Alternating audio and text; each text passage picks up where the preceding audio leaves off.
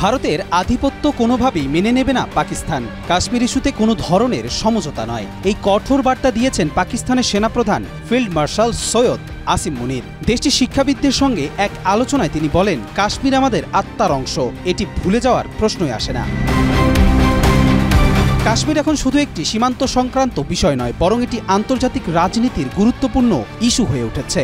ভারত যতই চাপা দিতে চায়, ততই এটি বিশ্বমঞ্চে আলোচনার কেন্দ্রবিন্দু হয়ে উঠেছে বলে মন্তব্য করেন তিনি। পাকিস্তান কখনোই ভারতের আধিপত্য মেনে নেবে না, বিশেষ করে পানি ইস্যুকে রূঢ়ভাবে রেড লাইন হিসেবে চিহ্নিত করে তিনি স্পষ্ট করেন, কোটি কোটি মানুষের পানির অধিকার কোনো অবস্থাতেই আপোষের বিষয় নয়। শিক্ষকদের উদ্দীপনা দিয়ে তিনি বলেন, ভবিষ্যৎ প্রজন্মকে পাকিস্তানের ইতিহাস ও ত্যাগের কাহিনী শেখানো জরুরি। ওয়ালটন টেলিভিশন মাত্র 25,490 টাকায় পাচ্ছেন গুগল টিভি। আজ তিনি যে অবস্থানে আছেন তাতে শিক্ষক ও পিতামাতার অবদান অনস্বীকার্য। তিনি বলেন, প্রকৃত সংকট ভারতের ভেতরেই রয়েছে, সেখানে সংখ্যালঘুদের ওপর নিপীড়নই মূল সমস্যা।